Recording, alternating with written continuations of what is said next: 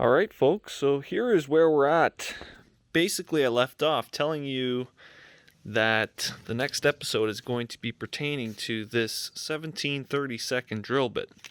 Well, for starters, here we are with the engine all tore down as you saw in the previous episode. And some of you may have guessed it, and I'm going to look over here on the 66 convertible build. And right here is where that drill bit comes into play. So as you can see here, this is a 65, 66 Mustang shock tower. And basically, this is a template I created off of a print off that you can get online. But basically, this is called an Arning drop or a Shelby drop. And it essentially relocates where your upper control arm is located. So that's your stock upper control arm. And by doing this modification, this is the initial pilot hole. By doing this modification, it actually lowers your upper control arm, and it gives you a better tire contact patch. You can read up on it all online. There's multiple websites about it, but that's what we're going to be doing here today on the 65 Comet. Same concept, same spacing between the 65, 66 Mustang and the 65 Comet.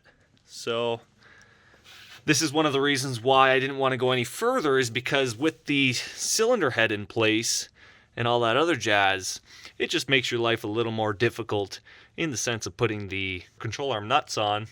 So I'm going to jack the car up, put it on jack stands, tear apart the front suspension, and start drilling some holes.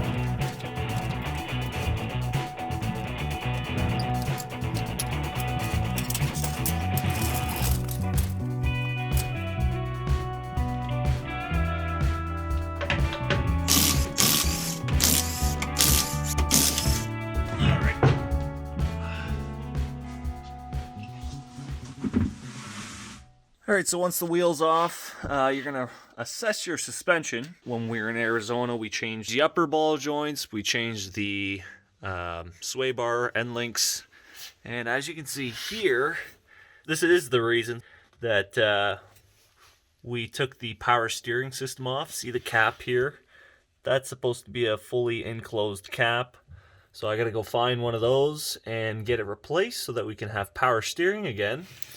But once you're at this point, it's time to dismantle a few things. One of the first things I would do is probably take off the shock nuts right here and up in the engine bay. Then I would loosen off these guys here, and you should be able to remove the shock at that point. Then you can install your spring compressor, compress the spring, and then slide that whole assembly out. You're probably going to want to take off the shock tower cap as well. And then all the upper control arm parts, if you want to take the complete upper control arm off, you can either take it off here, which is probably your best bet, or if you need to replace your ball joint, you can take the 4 bolts and nuts off. So you're probably going to need to replace those anyway, so you might as well just do that. We've already done that, so I'm just going to take it off here. And then obviously you need to take the 2 nuts off going into the shock tower. And then you'd be able to remove your upper control arm and then start drilling some holes.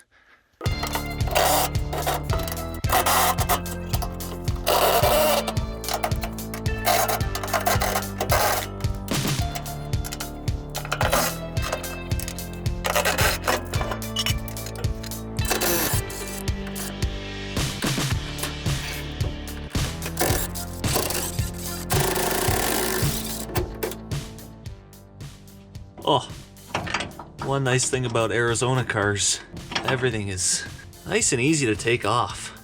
No torches, no grinders, even though we never use grinders like most TV shows do.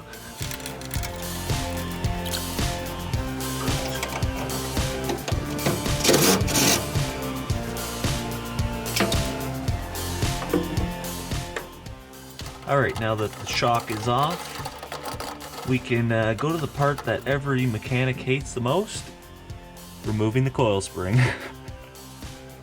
Ever think that after 50 years, there's a possibility of that coil spring shattering apart, hitting me right in the face? I hope not. Alright, so we got the coil spring of death right there. So as I mentioned before, now is a good time to look at any other suspension parts that might need replacing. As you can see, this is the spring saddle. So basically what this does is it just articulates with the spring in just a side-to-side motion. Alright, and as you can see there, that bushing, the rubber bushing on the bottom, should be on the top as well, and it is completely gone. Let's see how cracked this side is. So probably gonna replace those while we're here. The upper control arm doesn't even have grease inlets here to grease the main shaft, so I might screw some in. So we're going to do that as well, just so that it's lubricated. Take the whole upper control arm off so that it's nice and easy to put the mounting plate on, to drill my initial holes, and then I'll slowly step it up, increments at a time, until I'm at the 17/32. So now is the time to take these two right here, two nuts off. When you are taking these nuts off, they're 3/4 inch size. But what happens is the bolt is a spline bolt, so it goes through the shaft of the upper control arm. What may happen is that bolt will slip out of its press shaft, and what will happen is you'll start spinning the bolt itself while trying to take the nut off. So a good way to just keep that in mind is to either put something behind or have someone else push up against that bolt so that that doesn't happen. 3/4 inch should be able to zip it off. Upper control arm will be able to come out now, and ready to rock.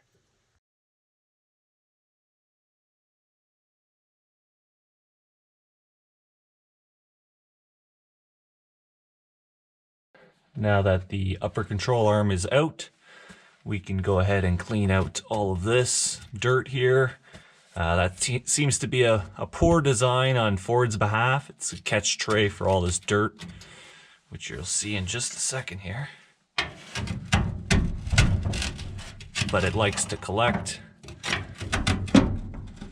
and build up all over the years. So we're going to take all that out, put the fixture on that I made, and start drilling some holes.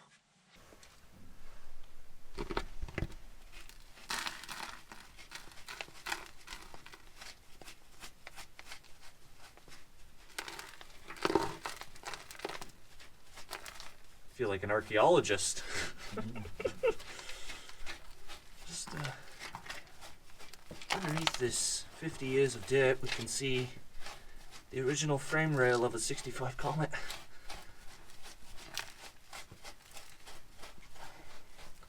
It's amazing how the dirt preserves.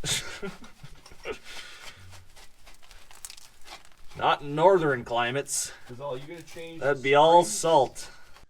There you have it, folks. All of that was in the shock tower trough on the inside frame rail. Good thing that wasn't a northern car, because that would be all salt and there would be no frame rail left. Alright, so we got the bracket all mounted. This dirt is it's not playing any part, so don't worry about that. But the bracket's all mounted. We can go ahead and drill our 1/8 pilot hole and then slowly start stepping our way up to the 17/32.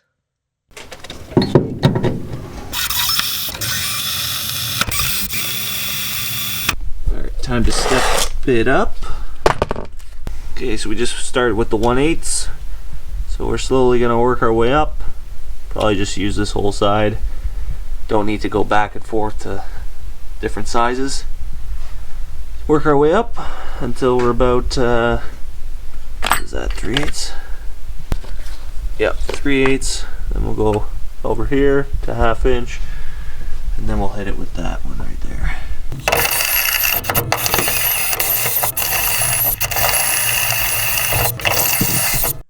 Alright, so got the Shelby drop all drilled out. So this is the template, basically. Exactly what we drilled. And it matches up. It's a lot harder to do with one hand. But it matches up perfectly. So that's all good. Gonna install the upper control arm. Actually, got a spring saddle here to replace, or coil spring saddle, whatever you want to call it, perch, all the same, to replace that worn out one. And then I'm going to install the upper control arm, put the spring back in, and away we go.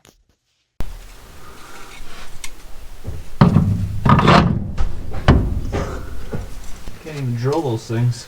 Can't drill what? The shaft. It's rock hard. It's hardened steel. The cap, you mean? Yep. Really? Yep. What's up with that? I have 4 different drill bits. Really? New. Smaller to bigger. Huh. Couldn't do it. Barely made a nick. Wow. I'm really surprised. I would have thought that was just like a soft. That's what I thought. Metal. Nope. Not today. Yeah, not in our world. Anybody else would have drilled it. They would have had all 4 pieces in half an hour. Alright, so a few things took place. Basically, I got the upper control arm in, the new spring perch, and you can see over here, I didn't end up putting the grease nipples in. The reason being is I tried drilling out these end caps, I guess we'll call them, and the brand new drill bit, a freshly sharpened drill bit, multiple different types of drill bits, barely made a nick in that surface. So I don't know if it's some type of hardened steel. I just left it. Everything was moving freely, which was nice. Everything was no play or anything in that sense. So we should be good here. I'm not going to put the spring in because I'm probably going to be buying new shocks for it. And the spring, I'll just throw the spring back in probably. I don't know, I might get a low-ring spring. The Shelby drop lowers the car a little bit, not nothing substantial. Also, I don't want to put anything else together because I'm going to be buying a new sway bar for it. So, already easy access for it here. And, yeah, that's it. On to the next side. Oh, God. Supposed to get a foot of snow tonight. Not looking forward to that.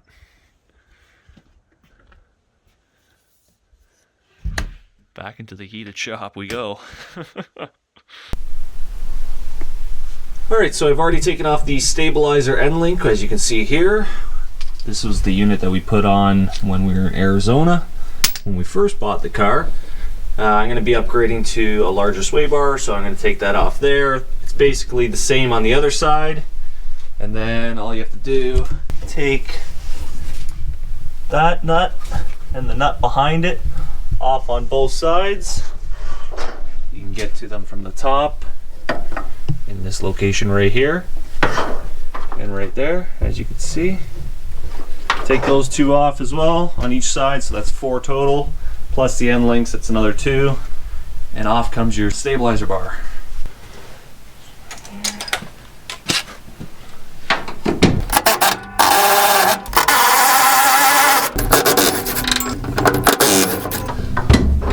No match for the big boy.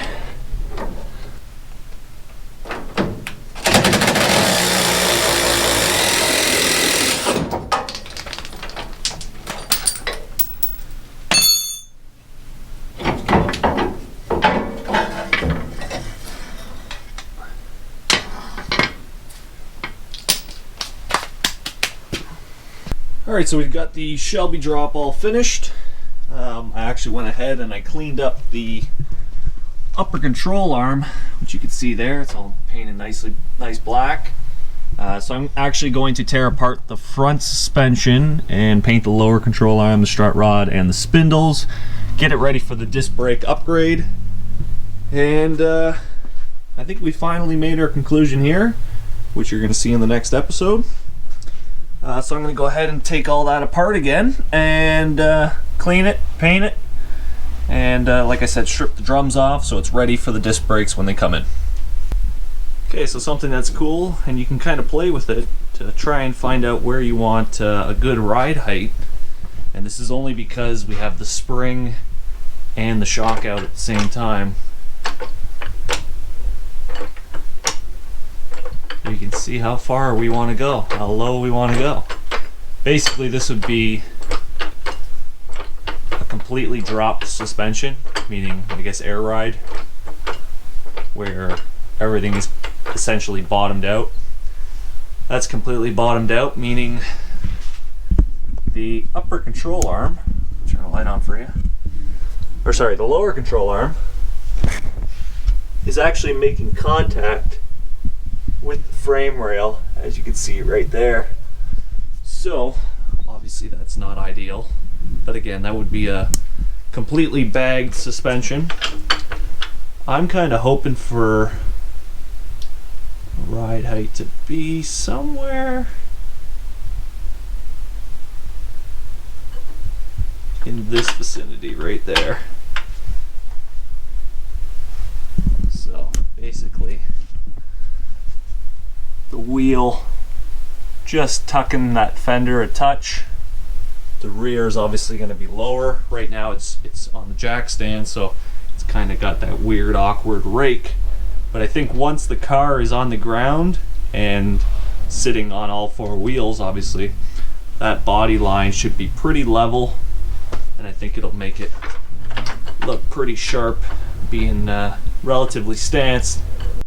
Alright, so we got to remove the 5-lug drum brake assembly off. You'll have to take the dust cap off, take the cotter pin, the nut, the washer, the bearing should pop out at that point.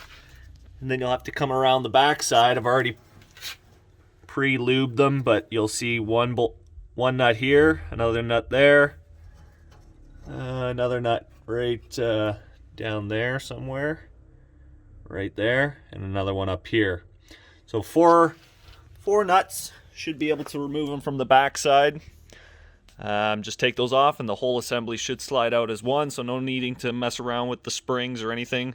The entirety of this drum assembly will come off, and then you can actually just go ahead and remove the spindle from the upper and lower control arm, and obviously you'll have to remove the tie rod, and then you can go ahead and clean it up, paint it, and then start the assembly of all the new parts from the disc brake setup.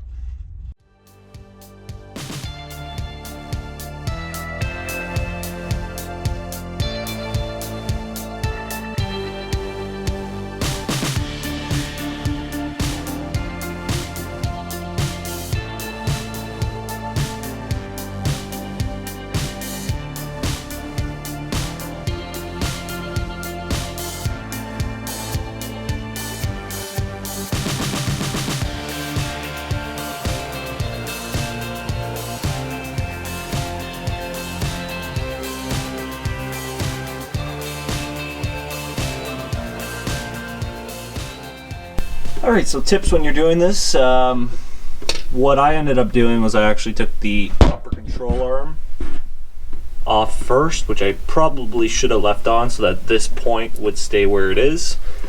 But those 4 nuts came off easy. Everything here came off easy. I cut the brake line because I knew I'm not going to be using it anymore, and it's old and all cracked. So I'm not worried in that sense. So now I'm going to pull this guy off right here, pull the bottom one off, take the spindle out, and then start cleaning up the strut rod and the lower control arm. And maybe these guys here. We'll see. Alright, so we have the ball joint spreader here. As you can see, it's basically just utilizing the top upper control arm location and putting pressure down on the bottom ball joint right here.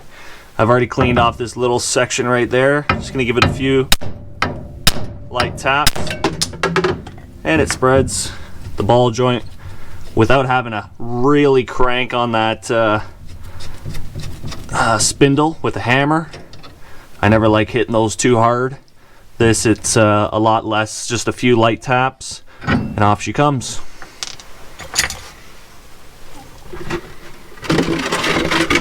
Unfortunately, in the meantime, you'll dump your whole brake fluid container. Alright, so got the lower control arm pretty much off. I just got to take the one off of the frame, got the strut rod off. But as you can see here, that's where it lines up. But there's something wrong here. Can anyone tell me what it is? Yeah, I think it needs some new bushings. Holy hell. It's fine.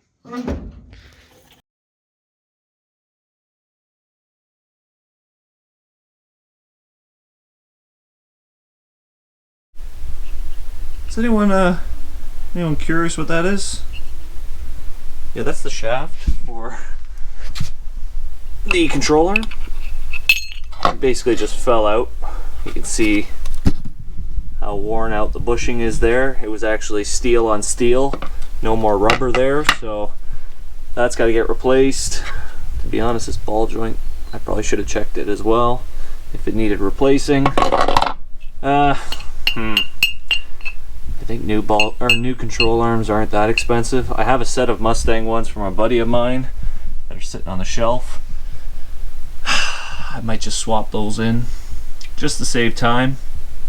But I gotta get the strut rod out here. Could probably move my jack stand, take that out, sand everything, sand the spindle, or clean up the spindle first, sand the upper control arm, paint everything at once. That's probably gonna be silver, like a cast iron color, black, black, and black.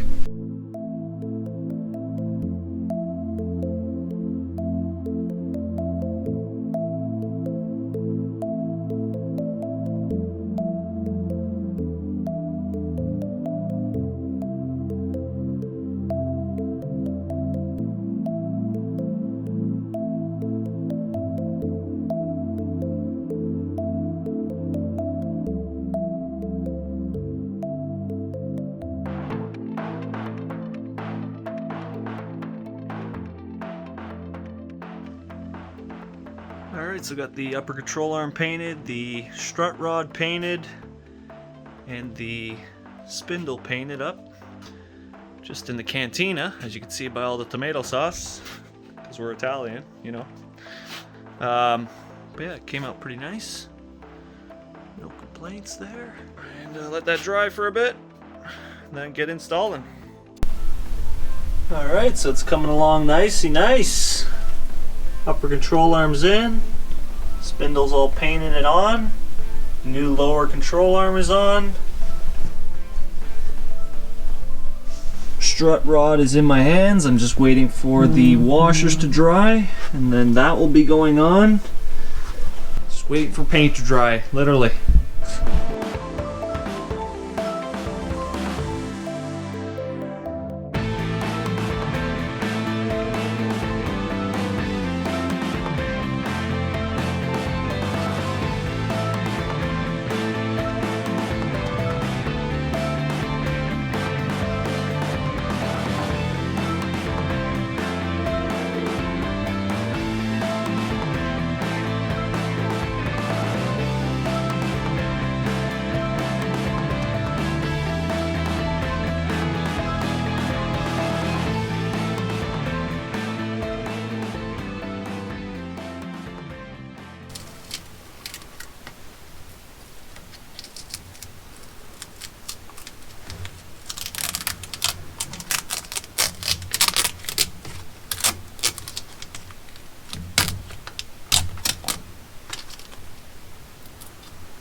Thinking that was gonna be one piece and realizing it's not.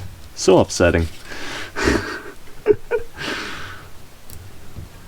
The best part of waking up is Folgers in your garage. That's a good shout out to Mustang Marie. Why can't tape just come off nicely the first time? It's always gotta fight ya. Okay, here's what's gonna be taking place right now. Basically, I've kind of screwed myself over in the sense of being able to roll the car now that I've taken off the drum brake assemblies. So what we're going to do is we're gonna jack the car up. We're gonna sneak this dolly underneath the car. We're gonna place the tire on top of the dolly with a piece of wood, slide it right underneath the torque box, frame rail, and rocker assembly. We're gonna lower the car onto the now wheels and push the car back. You are actually seeing a future episode which is gonna tie into here in just a second. So in the next episode, this is where we're gonna start off, and I think it's all gonna tie in together very well. It has something to do with that right there. So let's get to it.